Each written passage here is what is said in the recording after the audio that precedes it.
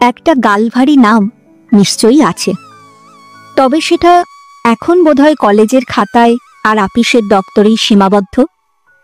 ডাকনাম তানু। তানু বলেই সকলে জানে।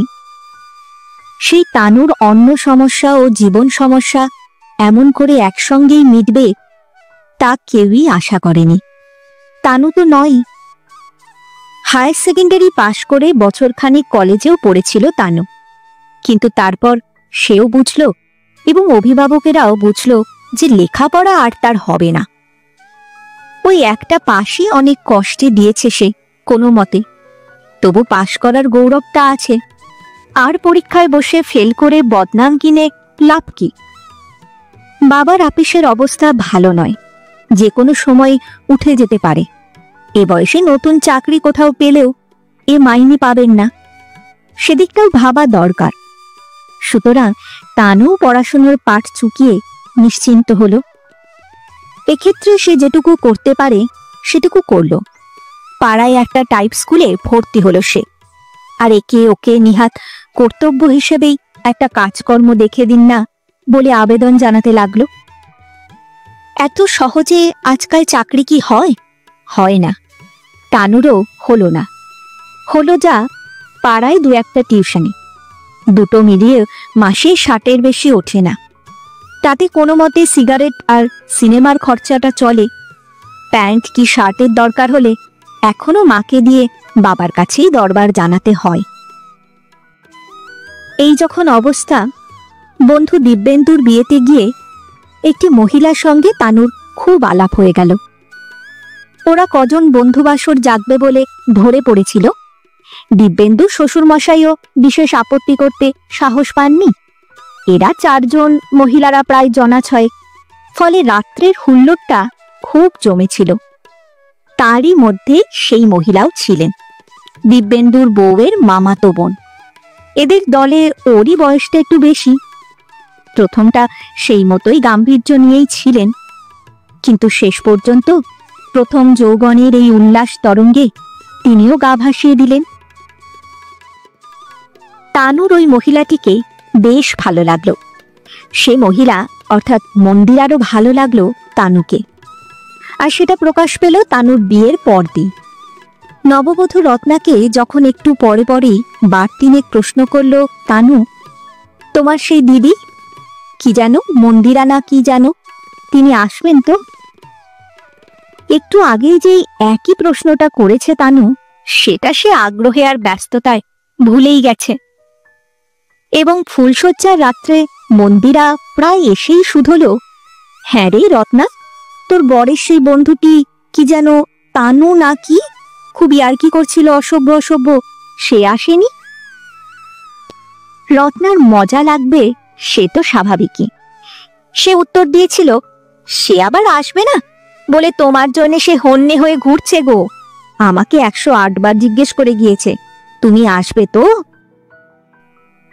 লজ্জা পেয়েছে মন্দিরা, বলেছে, যা যা, ফাজলামি করিসনি, আমি তার দিদির বয়সী। কিন্তু বলতে বলতে উৎসুক চোখ কি খোঁজেনি তানুকে? আর তানুও কি কুটুমবাড়ির ভিড়ের মধ্যে মন্দিরাকে খোঁজেনি? খুঁজেছে। এরপর তানু মন্দিরার পরিচয়ের জন্য ব্যস্ত হয়ে উঠল। মন্দিরা কি করে, মন্দিরার বিদ্যা কতদূর, তার আর্থিক অবস্থা কি, সবকিছুই অর্ধ উদাসীনভাবে রত্নার কাছ থেকে খুঁটিয়ে খুঁটিয়ে জেনে নিল। মন্দিরার বয়স বর্তমানে 36-37, অর্থাৎ তানুর থেকে প্রায় বছর 10-এর বড়। একটা বড় ব্যাংকে কাজ করে, মাসে 1,500 টাকা মাইনে। বিয়ে হয়েছিল স্বামী বিলেত যাবার ঠিক আগে, কিন্তু তিনি সেখান থেকে আর ফেরেননি। সেই কারণেই সেপারেশন হয়ে গেছে। তিনি নাকি সেখানে একটা লিবিয়ান মেয়েকে বিয়ে করেছেন। মন্দিরার একটি মেয়েও আছে, যার বয়স বছর 15, হস্টেলে থেকে পড়ে। মন্দিরা এই দিব্যেন্দুদের পাড়াতেই একখানা সরকারি ফ্ল্যাট নিয়ে থাকে। একটি ঠিকেঝি আছে তার, একা থাকে বলে দিনরাতের লোক রাখতে সাহস হয় না। সে দুবেলা এসে রান্না ও অন্য কাজ করে দিয়ে চলে যায়। মন্দিরাও তানুর সংবাদ কিছু কিছু সংগ্রহ করল বইকি। কিছুই করে না বলতে গেলে, দুটো একটা ছুটকো টিউশনি ভরসা, তাও একটা পাশ অব্দি বিদ্যে, কে আর বেশি মাইনে দেবে? চাকরি বাকরি কোথাও জোটাতে পারেনি, টাইপ শিখছে, কিন্তু তাতেই বা কে চাকরি দেবে? বয়সও তো হয়ে গেল ঢের। তখনকার মতো চুপ করে গেল মন্দিরা। কিন্তু বিয়ে মিটতেই দিন তিনেক পরে একদিন আপিস ফেরত গলদঘর্ম অবস্থায় এসে রত্নাকে বলল, এই রত্না, তোর বরের সেই বন্ধু তানুবাবুকে বলিস তো কাল যেন অবশ্যই আমার সঙ্গে আপিসে দেখা করে। এই নাম, সেকশন, কি বলে খোঁজ করবে সব লিখে এনেছি। এই কাগজখানা ওকে দিয়ে দিস, দেখলে তো মনে হয় স্মার্ট, খুঁজে নিতে পারবে ঠিক। রত্না আপত্তি করে, বলে, ও মা, সে যে থাকে অনেক দূরে, আর ও কখন ফিরবে, কখন খবর দেবে, আরে আমি কি করে ওকে জানাবো? মন্দিরা বলে, তা হোক, বলিস, কিন্তু বন্ধুকৃত করতে না হয় একটু কষ্টই করলো। একটা লিভ ভ্যাকান্সি আছে টাইপিস্টেরই, কিন্তু কালই চাই, নইলে খদ্দের ঢের, অন্য কেউ তার ক্যান্ডিডেটকে ঢুকিয়ে দেবে। আমি এজেন্টকে অনেক করে বলে কয়ে রাজি করিয়ে রেখেছি, বুঝলি। তানুর সে চাকরি হয়ে গেল। তার 1.5 মাস পরে আরও একটা। এটা প্রায় দিন কুড়ির কাজ, ভালো মাইনে। এরকম মাইনে তানুর স্বপ্নাতি। তারপর আরেকটু তদবির, ধরাধরি, মিষ্টি হাসি, যথাস্থানে কলকাতা থেকে কেনা বর্ধমানের সীতাভোগ পৌঁছে দিয়ে হেড অফিসেও কদিনের কাজ জুটিয়ে দিল। কোনো মহিলা যদি একটু সুশ্রী দেখতে হন এবং মিষ্টি করে হাসার অভ্যেস থাকে, তাহলে তিনি কি না করতে পারেন। বছর 2 মধ্যেই বহু বাধায় বিন্ধ্যাচল ডিঙিয়ে তানুর একটা টেম্পোরারি অ্যাপয়েন্টমেন্ট করিয়ে দিল মন্দিরা। ভরসাও দিল, মনে হয় টিকেই যাবে। এর মধ্যে স্বভাবতই দুজনের মন স্থাণু হয়ে নেই, ঘনিষ্ঠতা বেড়েই গেছে। চাকরি যখন থাকে তখন তো বটেই, যখন থাকে না তখনও ছুটির সময় নাগাদ আপিসে চলে আসে। আগে আগে দুর্বল এবং চিরপুরাতন কৈফিয়ত দিত, এই এদিকে একটু এসেছিলাম, কিংবা অমুক আপিসে একটু দরকার ছিল। এখন আর সে চেষ্টাও করে না তানু। ছুটির পর মন্দিরার সঙ্গে ঘুরে ঘুরে বাজার করে দেয়। সে বাজার পৌঁছতে ওর ফ্ল্যাট পর্যন্ত যায়, সেখানে চা খায়, কোনোদিন মন্দিরা নিজে হাতে কিছু খাবারও করে দেয়। তারপর অনেকক্ষণ আড্ডা দিয়ে রাত 9টা-10টা নাগাদ বাড়ি ফেরে। শোভনতার খাতিরে পাড়াঘরে পাশের ফ্ল্যাটের অরবিন্দুর মা কি মনে করবেন, কিংবা রামবাবুরা, এই জন্যেই তাগাদা দেয় মন্দিরা। বেশি রাত হলে তানুর বাবাও বকাবকি করেন। সুতরাং 9টা-9:15 বেশি কোনো মতেই থাকা যায় না। রাত্রে টিউশনি অনেকদিনই ছেড়ে দিয়েছে তানু, নইলে এতক্ষণ থাকা যায়? এখনো সকালে একটা করে, তবে বেশি দিন আর করতে হবে না। মন্দিরার কাছে সে আশ্বাসটুকু সে পেয়েছে। আসক্তিটা কি শুধুই এই চাকরির জন্যে, বা মন্দিরা যে দামি দামি উপহার দেয়, বহুমূল্য প্যান্ট শার্ট, আমদানি করা ঘড়ি, তার জন্যে? না, মন্দিরার দিক থেকে তো খাঁটি বটেই, প্রবল উদ্দাম হয়ে উঠেছে যেটা প্রায়, তানুর দিক থেকেও সেটার কৃত্রিম নয়। সেটা মন্দিরা অনেক করে বাজিয়ে দেখেছে, যদিও সে পোর খাওয়া মেয়ে। বহু আত্মীয় তার, আপিসেও এতকাল চাকরি করেছে। মানুষের মনের প্রধান রহস্যগুলো তার মোটামুটি জানা। আবেগ কোনটা সাচ্চা আর কোনটা অভিনয়, তা সে বুঝতে পারে বই কি। কথাটা অবশ্য প্রথম তানুই তুলল, যে এবার আসল কাজটা সেরে ফেলা যাক। বুকের মধ্যে ঢেঁকির পার পড়ে, গলা শুকিয়ে কাঠ হয়ে যায় মন্দিরার। কোনো মতে টেনে টেনে জড়িয়ে জড়িয়ে সে বলেছিল, আসল কাজ সেটা কি, বিয়ে? তানুর জবাব ছিল, হ্যাঁ নিশ্চয়, আর কতকাল এমন করে রাত 9টায় বাড়ি ফিরে যাব? মন্দিরা বলেছিল, তুমি ভেবে বলছো তো তানু, আমি তোমার চেয়ে বয়সে কত বড় তা জানো? অন্তত। ওর মুখের ওপর হাত চাপা দিয়ে তানু বলেছিল, এসব জেনে কি হবে? মাস, বছর, তারিখের নির্ভুল অঙ্কটা জেনে আমাদের কি হবে? ভালোবাসা ওসব হিসেব মেনে চলে না। পৃথিবীর সব দেশেই বেশি বয়সের কনে অল্প বয়সের বরকে বিয়ে করার রীতি ছিল। এই ভারতবর্ষেরও অন্য সব দেশে ছিল, কেবল এই বাংলাদেশ ছাড়া। তবু অনেক হয়েছে এখানে। বলো, হিসেব দেব? আমার হাতের মধ্যেই 7-8টা নাম আছে। আর অত কথাই বা কেন? দ্রৌপদী কি নকুল সহদেবের চেয়ে বড় ছিল না? মনে মনে মন্দিরা বলেছে, আনন্দের জোয়ারে আমার হৃদয় যে ভেসে যাচ্ছে। মুখে বলেছে, দেখো, এখনটাই তো সব নয়, আজ থেকে 10 বছর পর তুমি ছোকরাই থেকে যাবে, আর আমার চেহারাটা কি দাঁড়াবে ভেবেছো একবারও? তানুর চটপট উত্তর, আরে কিছুই বলা যায় না, পক্স হয়ে কিংবা একটা স্ট্রোক হয়ে আমি বুড়ো পঙ্গু হয়ে যেতে পারি অকালে। তুমি কি তখন আমায় ছেড়ে যাবে? আর দেখো, এখনটাই ভোগ করে নাও না, অত পরের কথা নাই বা ভাবলে। একবার তো অনেক হিসেব করে ভালো পাত্র দেখে তোমার বাবা বিয়ে দিয়েছিলেন, যথা সর্বস্ব খরচ করেছিলেন তোমার ভবিষ্যৎ ভেবেই তো। কি লাভ হলো? রাজি হতেই তো চায় মন্দিরা, অনেকদিন ধরেই তো চাইছে সে। মনের ভিতরে চিৎকার করছে, আমি বেঁচে যাই তানু, তুমি যদি আমাকে নাও আমি বেঁচে যাই। আমার এতদিনকার স্বপ্ন স্বাদ সবটাই সার্থক হয়। শুধু কর্তব্য হিসাবেই এইটুকু বলা। তানুর কাছেও সে সম্মতি পৌঁছাতেই বা দেরি হবে কেন? সে এবার যেন ওকে সজোরে জড়িয়ে ধরে বুকে টেনে নিল। মায়েরা চিরদিনের অবুঝ। তানুর মা রাগ করে বলেন, ওসব ছিষ্টি ছাড়া বিয়ের ব্যাপার এ বাড়িতে চলবে না। করতে আর রেজিস্ট্রি করে করো বাপু, তারপর যেখানে হয় গিয়ে ওঠো। আর ঘর তো ঠিকই আছে, সেই মাগিরই তো শুনি ঘর আছে। তানু শুষ্ক স্বরে বলে, মা, সেই মতটাই শুনতে এসেছি আমি। তারপর কোথায় উঠবো কোথায় থাকবো সে আমাদের মতো আমরা ঠিক করে নেব মা। বাবার তো ফাইনাল নোটিশ হয়ে গেছে, 3 মাসের মাইনে দিয়ে বিদেয় করবে। আর যা ওই ফান্ডের কটা টাকা, 1700 টাকার মতো মাইনে পায়। বাড়িতে এলে সুবিধে কি অসুবিধে হবে সেটাই একবার ভাবো। এত মেজাজ কিসে চলবে? ওর বাবা দুজনকেই ধমক দিয়ে বলে উঠেছিলেন, তুই কি এতকাল খাইয়ে পড়িয়ে এসেছিস নাকি আমাদের? না সেটা চলছে কিসে তার খবর তুই রাখিস? চাকরি যায়, দুটো টিউশনি করে হোক, যে করে হোক, আমি আমার সংসার ঠিক চালিয়ে নিতে পারবো।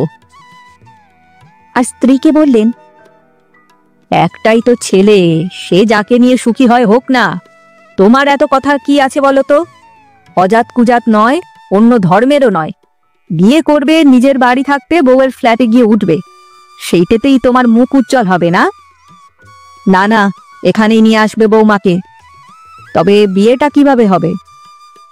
তানু বললে, সে হয়ে গেছে বাবা, আমাদের রেজিস্ট্রি বিয়ে। বন্ধু বান্ধব 2-4 জনকে নিয়ে হোটেলে পার্টি দেব। তার আগে তুমি একটা ভালো দিন ঠিক করে নাও, সেদিনই পার্টি দিয়ে সেখানকার ফেরত এখানে এসে উঠব। ফুলশয্যার মতো যা হয় এখানে হবে, ঘটা করার কিছু দরকার নেই। তানুর বাবাও যেন হাঁপ ছেড়ে বাঁচলেন। 16-17 বছরের সন্তানের মাকে টোপর পরে মালা বদল করে বৌভাত দিয়ে যে বিয়ের প্রস্তাব করেনি ছেলে, এইটাই বাঁচোয়া। এরপর সুখেই দিন কাটছিল। পুত্রবধূ যথেষ্ট বিনত, শাশুড়িকে সমীহ করে চলে, আপিস যাবার সময় তাকে প্রণাম করে যায় রোজ। মাসকাবারে 1000টি টাকা এনে তার হাতেই তুলে দেয়। শাশুড়ি মা গোলে প্রায় জল হয়ে গেছেন এখন। এরই মধ্যে তানু আর মন্দিরা 2 জায়গায় বেরিয়েও এসেছে। প্রথম কোডাই কানাল হানিমুন করতে, তারপর আগ্রা দিল্লি আপিসের টাকাতেই। কিন্তু বছর 2 পরে একটা সমস্যা দেখা দিল। মন্দিরার মেয়ে স্তুতি বাইরের হোস্টেলে থাকতো। ছুটিতে মার কাছে আসতো, মার ঘরেই থাকতো। মার বিয়ের পর একটা বড় ছুটি এড়িয়ে গেছে পড়ার নাম করে, আর একটা ছুটিতে সোজা কাশি চলে গিয়েছিল ওর দিদিমার কাছে। তিনি বিস্মিত ও বিপন্ন হলেও নাতনি সংকোচ এবং লজ্জার কারণ বুঝে না বলতে পারেননি। তিনি একখানা ঘরে থাকতেন, কিছু টাকা তার হাতে ছিল, কিছু তার মেয়েও পাঠাতো। স্থানাভাবটাই বড় কথা। কিন্তু এইভাবে তো চলতে পারে না। স্তুতির বিয়ে পরীক্ষার মুখে তার জন্য একটা স্থায়ী আশ্রয় চিন্তা করা প্রয়োজন। তাই কথাটা শেষ পর্যন্ত সকলকার সামনেই পারল মন্দিরা। তানুর মা বললেন, ও মা, ও কি কথা? তোমার মেয়ে তোমার কাছেই থাকবে, এ কি তুমি পরের বাড়ি বাস করছো মা? আমরা থাকতে তুমি অত চিন্তা করছো কেন? মন্দিরা স্বস্তির নিঃশ্বাস ফেলে বাঁচল। পরীক্ষার পর একেবারে হস্টেলের পাট চুকিয়ে স্তুতিকে নিয়ে এলো এখানে। চিরদিনই বলতে গেলে বাইরে বাইরে হস্টেলে থাকা মেয়ে এখানে এসে মানিয়ে চলতে পারবে কিনা এদের একটু আশঙ্কা ছিল, কিন্তু মেয়ে স্তুতি আসার দিন 10 পরে এরাও নিশ্চিন্ত হলেন। ভারী মিশুক মেয়ে, শ্যামলা রং, তবে তার মধ্যে শ্রী অপরিসীম, আর তেমনি প্রাণ চঞ্চলা, হাসি খুশিও। তানুর বাবা মা সবাই মুগ্ধ হয়ে গেলেন। মাস তিনেক পরে মন্দিরাকে 2 মাসের জন্য শিক্ষক হিসাবে ব্যাংকেরই এক ট্রেনিং সেন্টারে যেতে হলো। সে প্রস্তুত হয়েছিল মেয়েকে সঙ্গে নিয়ে যাবে। মেয়েটা তো তার সঙ্গ পেলই না বলতে গেলে। এখনই আবার সম্পূর্ণ অপরিচিতদের মধ্যে একেবারে রেখে যাবে, সেটাও ভালো হয় না। তানুও বলেছিল, তুমি নিয়েই যাও, নইলে এখানে ওর হয়তো খুব খারাপ লাগবে। কিন্তু স্তুতিই বেঁকে বসেছিল। এতকাল পরে সে কলকাতায় এসেছে, আর এখন কিনা সে যাবে সেই রঘুনাথগঞ্জ না ধারধারা গোবিন্দপুরে। তার থেকে সে এখানে এই দিদার কাছে বেশ থাকবে। দিদা মানে তানুর মা। তিনিও বললেন, থাকুক এখানে, তোমরা দুজনেই চলে গেলে, তানু অফিসে গেলে, এই এত বড় বাড়ি যে কর্তাগিন্নিকে গিলতে আসবে, তোমার মেয়ে এখানেই থাকুক। মন্দিরে ঈশ্বরের কাছে কৃতজ্ঞতা জানাতে জানাতে সুখী ও নিশ্চিন্ত মনে তাই রওনা দিল তার কাজে। খুব দূরে নয় জায়গাটা, মধ্যে একটা পরপর 3 দিন ছুটি পড়ায় বাড়ি এসেছিল মন্দিরা। দেখল মেয়ে বাড়ির বাইরে বিশেষ যেতে চায় না। এর মধ্যে একদিন শুধু থিয়েটার গিয়েছিল তানুর সঙ্গে, তাছাড়া বাড়িতেই দিনরাত হইচই করে কাটায়। খুনসুটি, ঠাট্টা, ইয়ার্কিটা তানুর সঙ্গেই তার বেশি। তানু যতক্ষণ থাকে তার সান্নিধ্য সে ছাড়তেই চায় না। বেশি সময় ছিল না মন্দিরার হাতে, তাই তাকে চলে যেতেই হলো। কিন্তু এবার যেন একটু কেমন অশান্তি নিয়ে গেল মনে। চিন্তিত মনেই সে বাড়ি ছাড়ল।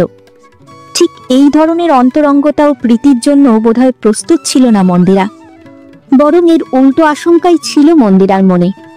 তানু সম্বন্ধে বিদ্বেষ না হোক, বিরূপতা বোধ করবে স্তুতি, হয়তো মেয়ে কঠিন হয়ে থাকবে।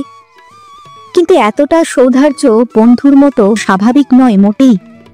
সে বহুদর্শী, তার শ্বশুর শাশুড়ি যা দেখতে পান না, মন্দিরা তা দেখতে পায়।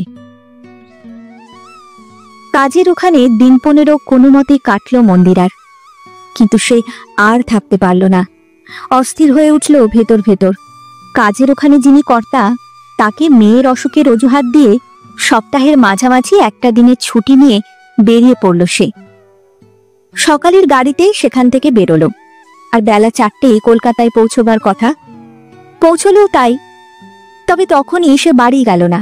খানিকটা এখানে ওখানে ঘুরে কাটিয়ে ঠিক সন্ধ্যা হয় সে সময়তেই বাড়ি ঢুকল মন্দিরা।